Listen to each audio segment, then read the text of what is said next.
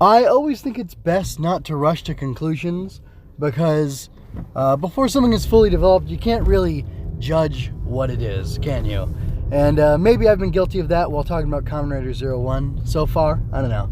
Anyway, this is MJ. I love Tokusatsu, and right now I want to talk about Kamen Rider Zero-One, episode 17, which I had the name of, which has a title that doesn't make any sense, which is something like I'm the President and the Kamen Rider and, something or other, as opposed to The Dawn of Zaya, where I felt like the last episode should have been called The Dawn of Zaya. Anyway, this was written by Yu Takahashi, the main writer, who has not written every single episode on this like he did on Ixaid. And the director was Nakizawa Sojiro, who directed the last episode as well. And yes, anyway, so I have a couple of bullet points for myself. And if I didn't make it clear, I'll start with this. I did like this episode. I'm hoping that whatever vibe is going here that has me excited about Kamen Rider Zero-One, I hope it maintains throughout the rest of the series, because if it does, I think I'll be pleased with it. Interesting to note that it mostly dealt with Aruto and what's-her-face, Izu, or Iz, which is apparently the official translation of it. Anyway, and I guess Amatsu Gai as well. And, well, anyway, very interesting to me that it was, despite the fact that this is a, up to 5 or 6 writer show, the focus was kept narrow and tight on Aruto and his company and his struggle against Amatsu Gai and his company. And I just wanted to get something dumb out of the way. Is this going to be a 10-episode arc? Am I supposed to believe that this will be a 10-episode arc? Because at the end of it, or rather at the beginning, Guy and Aruto have a conversation where they say that they will do these 5 challenges to determine who will be the one to win. Or not who will be the one to win. Duh, that's what a competition is. Anyway, they will do 5 challenges, and whoever wins, I'm assuming 3 out of 5, will be the one who gets to prevail in this situation. And the win condition, or not the win condition, the result, or the reward, I guess, really, is that if Aruto wins, then the takeover bid will be stopped from Zaya, and if Guy wins, then the takeover bid will proceed, and I guess Aruto will step down or whatever, stop being president of Hiden. And that's pretty interesting to me. But the next episode preview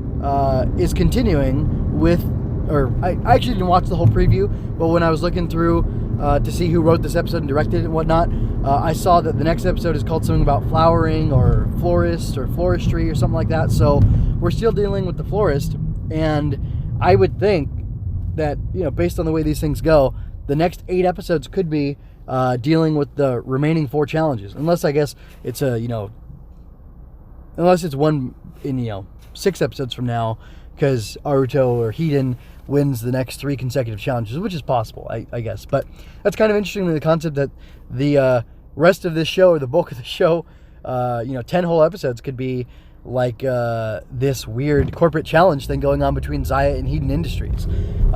Just kind of fascinating to think about. Anyway, getting back to the point I went, or some of my other points, I thought it was really interesting that Zaya has been a deceptive guy, that Amatsu Gai has been deceptive throughout the show so far. He's been playing a long game. He was using the arc. He was using or orchestrating things with Metsubo Jinrai, and ultimately he it's interesting, the way he transforms into Thouser is the Zaya driver uses both a Zemetsu Rise or an Extinction Rise key and a Progrise key, which the key distinction between those things is it's like an extinct animal and a living animal, so it's kind of like representing death and life, and he's fusing the power of the two of them together into this way more powerful, seemingly way more powerful suit or form. He claims that the Thouser driver is 1,000 times more powerful than what is it called? The Progress driver? Is that what the Hiden one is called? The Zero-One driver is what it's called. Duh. Anyway, so he's basically saying it's 10 times more powerful, and he is able to trounce him. But I found it interesting that he, like I said, the concept of him like fusing these powers of death and life, these powers of extinct animals and living animals together in order to kill or to destroy and fold into his corporation, Hedon Intelligence, where Hedon, emphasizes artificial intelligence of these, non-living entities, and like his technology seems to be more edging towards cybernetics or augmenting human abilities, where his what's it called? Zia, I can't remember what his device is called, unfortunately, and I thought it had a funny name that kind of it was kind of cute with his whole thing about the 1000%, and it's called the Zia Spec, like spectacles, and I got a kick out of that. Anyway, his Zia Spec is something that augments the human mind so that it has it like rivals AI. So it's basically taking the organic human mind of a living individual, and it's fusing it with the inorganic, dead mind, so to speak, of like an artificial intelligence, and it's fusing the power of those two together in order to create something better, which I find interesting because that's exactly, like I said, what he's doing with the Thouser driver. So that was pretty cool. So I touched on the fact, but then I got distracted and didn't come back to to finish the point about him being a deceptive character all the way through. The reason I think that's interesting is because he's a deceptive character, and throughout his fight, they did something amazing, fantastic, very exciting for me, which was that he kept feinting. He would look like he was going to punch, and he would go for a kick. He would look like he was going to stab, and he'd go for a slash or whatever. And he did multiple things like that to Aruto throughout the fight. Aruto was like, the Zero-One was so much on the back foot in the fight. It was interesting to see. And I don't necessarily have a problem with that because the threat of Thouser was just so powerful, and the skillfulness of the suit actor was really impressive.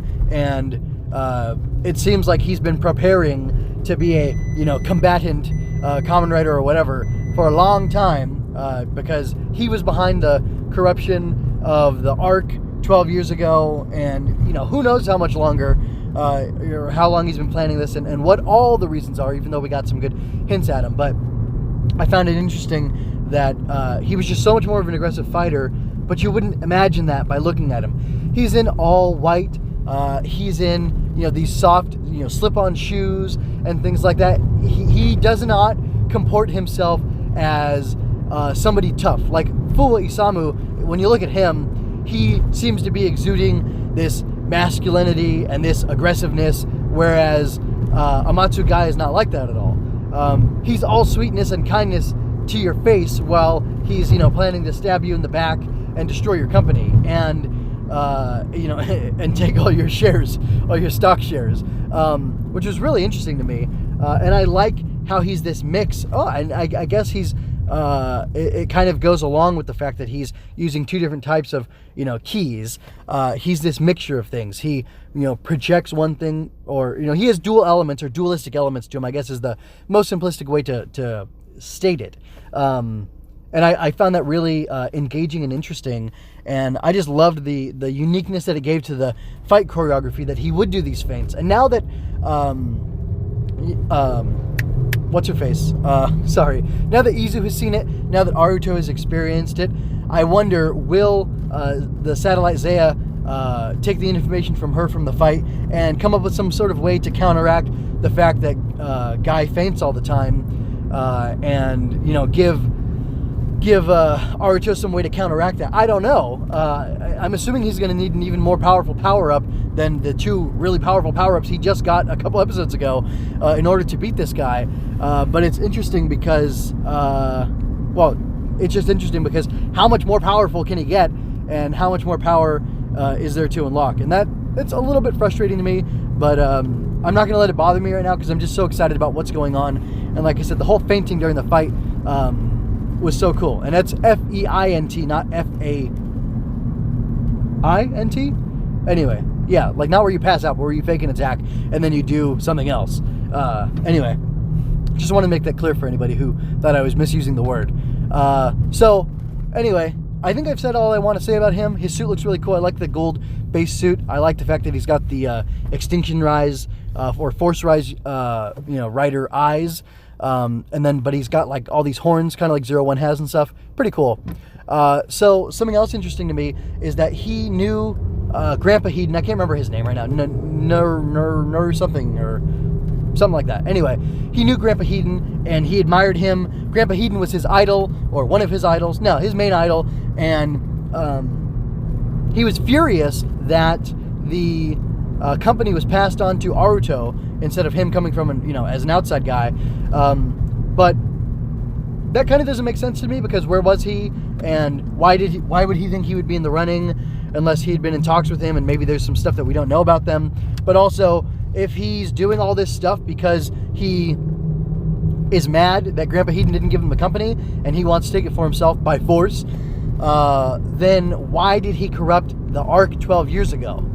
Is it because he believed, he presented something like, Hedon intelligence was founded on artificial intelligence being so much superior, but I'm doing this other thing, and I gave the Ark this information about humanity, that humans have all this malice, and I'm kind of conflating some of what he said with what Horobi said, but that's neither here nor there. Anyway, basically, he fed Ark all the information about humanity and said humans are malicious, and therefore, they are deserving of destruction. Why did he, if Grandpa Hedon was still his idol 12 years ago, because that picture of him doesn't look like it was from 12 years ago, maybe it was from 1, 2, maybe 5 years at the most ago, because it's Hedon and Amatsu Gai together, Grandpa Hedon. Why did he want to destroy the company? That's kind of weird that you would idolize somebody and then want to surpass them. But I suppose it could make a fashion of sense, or a sort of sense, but I would need to see more about it. But for now, I just find it a really interesting dynamic that he idolized him and that he wanted to take his technology. He saw like, okay, so, Hedon is doing this stuff with artificial intelligence, but I think, as much as that's admirable, the true path is somewhere beyond that, and I'm going to find it, and it's going to be humanity that surpasses or whatever. And I just... I don't know. Like, I feel like there's even another secret or hidden goal or task that this guy's trying to accomplish that we don't know about yet as the audience, and that, maybe what he's telling Aruto about, wanting to surpass, or like kind of being jealous that he didn't get chosen as the successor. I feel like that might not be the real thing. Because he made this reference to the mythology or the new mythos of Kamen Riders and like preparing things for a different age. He told that to Yaiba, and I don't know. It's really interesting. So yeah, good stuff coming from Zero-One right now. Something else that was really interesting to me was the conversation that Horobi and not Jin, but Wolf Boy Fuwa Isamu had, and I wonder exactly if the hooded figure at the end of the episode who had stolen a key was actually Fuwa, and it's supposed to be like a fake out that it's, a resurrected Jin or something. But anyway, I find the possibilities of that interesting, and I would almost not be surprised at all if Fuwa did, steal a key and was doing some things on his own and had kind of gone rogue. Because one, it wouldn't be the first time he's disobeyed orders, and two, I see him valuing the truth about what really happened 12 years ago more than just his disdain for the Magear, because, he was having that conversation with Horobi to figure out, or to find out information from him. And, to some extent, maybe he does want vengeance, but if he realizes that the Humagear were just tools that were corrupted, and there was a human who had, some great malicious intent that was behind everything from 12 years ago, he's going to want to go after them instead. One last thing I'm going to wrap up. This wasn't on my bullet points, but it just came to me.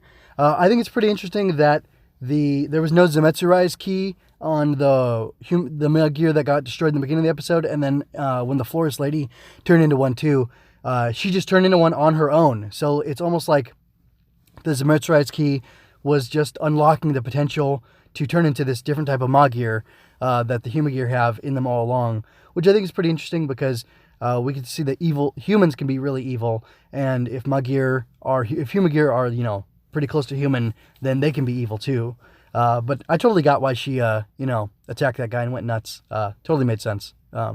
Interesting. I hope they explore it a lot in the next episode. MJ Loves Toku can be found on YouTube, iTunes, Google Play, and Stitcher. Check out mgmunoz.com for my other review series, another Rider Cast, King of Hearts, Queen of Sorrows, Going Ultra, and Swinging Through Comics, as well as my writing projects. If you love what I do, want to support me, my Ko-fi and Redbubble accounts have you covered. Relevant links below. I just sold a shirt that says Stunning and Brave on it, and it's pretty cool. You should check it out. It's over there right now. If you had a good time, like, share, and leave a comment. Subscribe and ring that bell to stay current on weekly Zero-One reviews. And remember, you don't have to shout henshin to be a hero. Questions for the audience. Did you like the debut of Thouser? I know I brought up the thing about fusing the power of life and death before. What do you think that's all working towards? Did you like the fighting style? Did you notice that, how he was fainting? And also, do you think maybe he's lying to Aruto about why he wanted to take over Hidden Intelligence and why he wants to seize the company? I'd be curious to know what you think, what theories you might have. I'd like to basically keep it spoiler-free because, I don't know, I seem to enjoy spoilers for other stuff, but not Rider and Sentai so much. Anyway, that's it. Ciao.